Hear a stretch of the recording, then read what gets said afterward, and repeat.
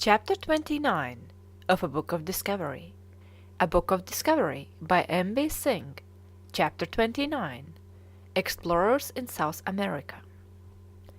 The success of Cortés and his brilliant conquest of Mexico gave a new impulse to discovery in the New World. The spirit of exploration dominated every adventurous young Spaniard, and among those living in the West Indies there were many ready to give up all for the golden countries in the West, rumors of which were always reaching their ears. No sooner had these rich lands been realized than the news of Magellan's great voyage revealed the breadth of the ocean between America and Asia, and destroyed forever the idea that the Spice Islands were near. Spanish enterprise, therefore, lay in the same direction as heretofore, and we must relate the story of how Pizarro discovered Peru for the King of Spain. He had accompanied Balboa to Darien, and had with him gazed out on to the unknown waters of the Pacific Ocean below.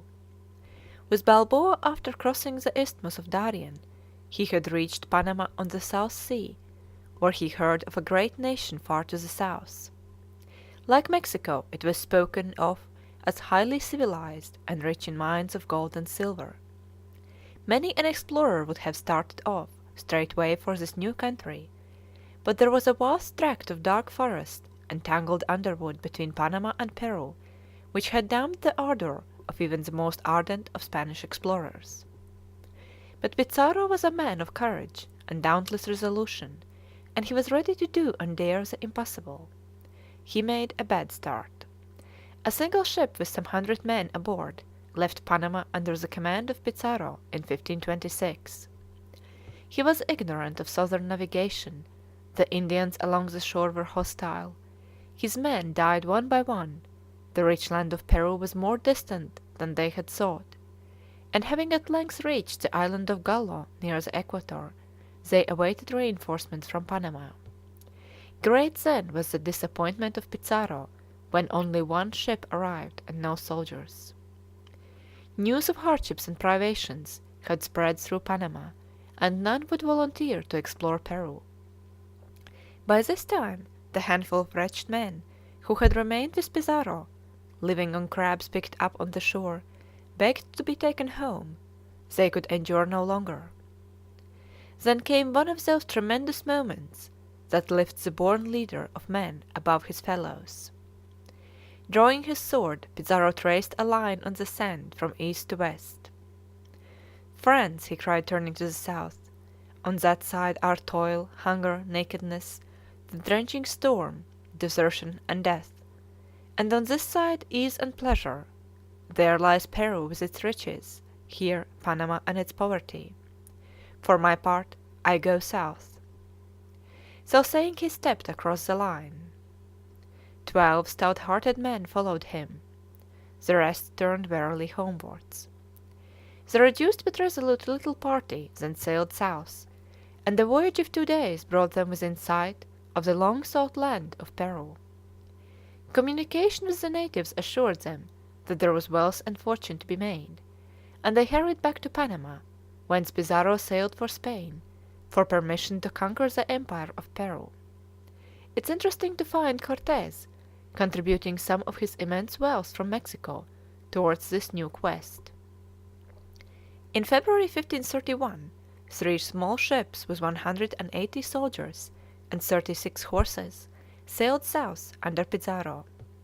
It was not till the autumn of 1532 that he was ready to start on the great march to the interior.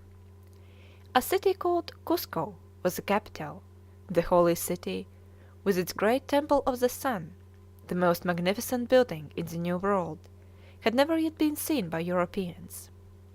But the residence of the king was at Caxamalea, and this was the goal of the Spaniards for the present. Already the news was spreading through the land that white and bearded strangers were coming up from the sea, clad in shining panoply, riding upon unearthly monsters, and wielding deadly thunderbolts. Pizarro's march to the heart of Peru with a mere handful of men was not unlike that of Cortés' expedition to Mexico. Both coveted the rich empire of unknown monarchs and dared all to possess Between Pizarro and his goal lay the stupendous mountain range of the Andes, or South American Cordilleras, rock piled upon rock, their crests of everlasting snow glittering high in the heavens. Across these and over narrow mountain passes the troops had now to pass. So steep were the sides that the horsemen had to dismount and scramble up, leading their horses as best they might. Frightful chasms yawned below them, terrific peaks rose above, and at any moment they might be utterly destroyed by bodies of Peruvians in overwhelming numbers. It was bitterly cold as they mounted higher and higher up the dreary heights, till at last they reached the crest. Then began the descent, precipitous and dangerous, until after 7 days of this the valley of Caxamalea unrolled before their delighted eyes, and the little ancient city with its white houses lay glittering in the sun. But dismay filled the stoutest heart when, spread out below for the space of several miles, tents as thick as snowflakes covered the ground. It was the Peruvian army. And it was too late to turn back. So with as bold a countenance as we could, we prepared for our entrance into Caxamalea. The Peruvians must already have seen the cavalcade of Spaniards, as with banners streaming and armor glistening in the rays of the evening sun, Pizarro led them towards the city. As they drew near, the king, Atahualpa, covered with plumes of feathers and ornaments of gold and silver blazing in the sun, was carried forth on a throne, followed by 30,000 men, to meet the strangers. It seemed to the Spanish leader that only one course was open. He must seize the person of this great ruler at once. He waved his white scarf. Immediately the cavalry charged, and a terrible fight took place around the person of the ruler of Peru, until he was captured and taken prisoner. Atahualpa tried to regain his liberty by the offer of gold, for he had discovered, amid all their outward show of religious zeal, a greed for wealth among those strange white men from over the stormy seas. He suggested that he should fill with gold the room in which he was confined, as high as he could reach. Standing on tiptoe, he marked the wall with his hand. Pizarro accepted the offer, and the Spaniards greedily watched the arrival of their treasure from the roofs of palace and temple. They gained a sum of something like 3 millions sterling, and then put the king to death. Pizarro was the conqueror of Peru, and he had no difficulty in controlling the abstract Peruvians, who regarded the relentless Spaniards as supernatural, the children of the sun indeed. A year later these children of the sun entered the old town of Cusco, the capital of this rich empire, where they found a city of treasure surpassing all expectation. Meanwhile, Almagro, one of the most prominent among the Spanish explorers, had been granted a couple of 100 miles along the coast of Chile, which country he now penetrated, but the cold was so intense that men and horses were frozen to death, while the Chileans, clad in skins, were difficult to subdue. Almagro decided that Cusco belonged to him, and miserable disputes followed between him and Pizarro, ending in the tragic end of the veteran explorer Almagro. As the shiploads of gold reached the shores of Spain, more and more adventurers flocked over to the New World. They swarmed into Golden Castile, about the city of Panama, and journeyed into the interior of the yet new and unknown world. There are terrible stories of their greed and cruelty to the native Indians. One story says that the Indians caught some of these Spaniards, tied their hands and feet together, threw them on the ground, and poured liquid gold into their mouths, crying, "Eat, eat gold, Christian!" Amongst other adventurers into South America at this time was Orellana, who crossed the continent from ocean to ocean. He had accompanied one of Pizarro's brothers into the land of the cinnamon forests, and with him had crossed the Andes in search of another golden kingdom beyond Quito.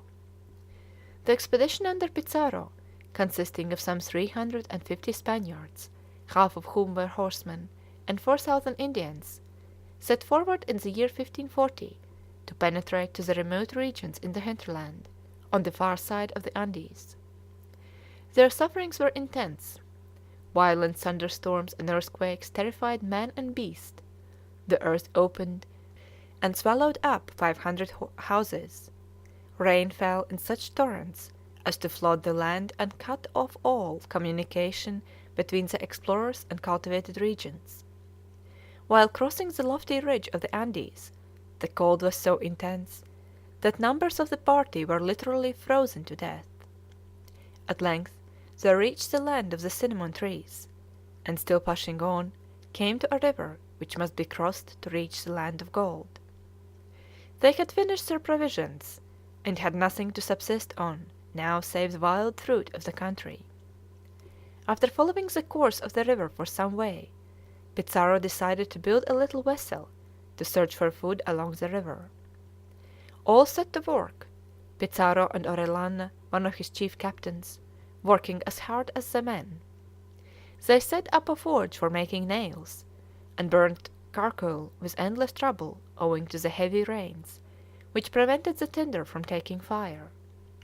They made nails from the shoes of the horses which had been killed to feed the sick. For tar they used resin from the trees, for oakum they used blankets and old shirts. Then they launched the little home-made boat, thinking their troubles would be at end. For some 400 miles they followed the course of the river, but the supply of roots and berries grew scarcer, and men perished daily from starvation.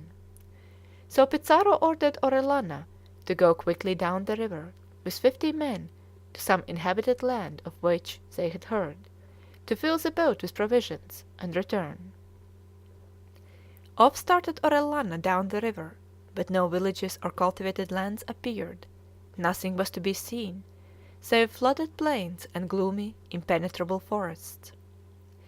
The river turned out to be a tributary of a much larger river.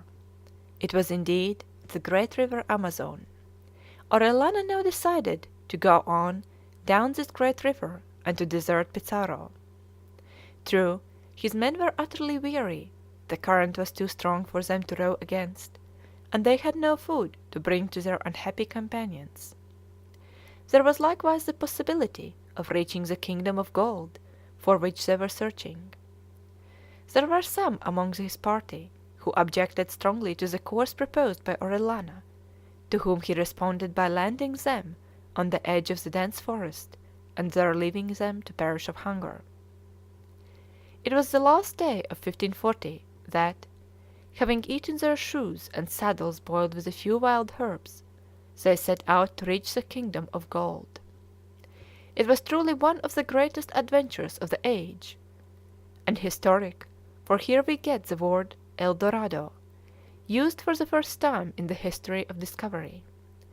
The legendary land of gold which was never found, but which attracted all the Elizabethan sailors to this romantic country. It would take too long to tell how they had to fight Indian tribes in their progress down the fast-flowing river, how they had to build a new boat, making bellows of their leather buskins, and manufacturing 2,000 nails in 20 days, how they found women on the banks of the river, fighting as valiantly as men, and named the new country the Amazon land, and how at long last, after incredible hardship, they reached sea in August 1541. They had navigated some 2,000 miles. They now made their rigging and ropes of grass and sails of blankets, and so sailed out in the open sea, reaching one of the West India islands a few days later. And the deserted Pizarro? Tired of waiting for Orellana, he made his way sorrowfully home, arriving after 2 years' absence in Peru, with 80 men left out of 4,350, all the rest having perished in the disastrous expedition. And so we must leave the Spanish conquerors for the present, exploring, still conquering in these parts, ever adding glory and riches to Spain. Indeed, Spain and Portugal, as we have seen, entirely monopolize the horizon of geographical discovery till the middle of the 16th century, when other nations enter the arena. End of chapter 29.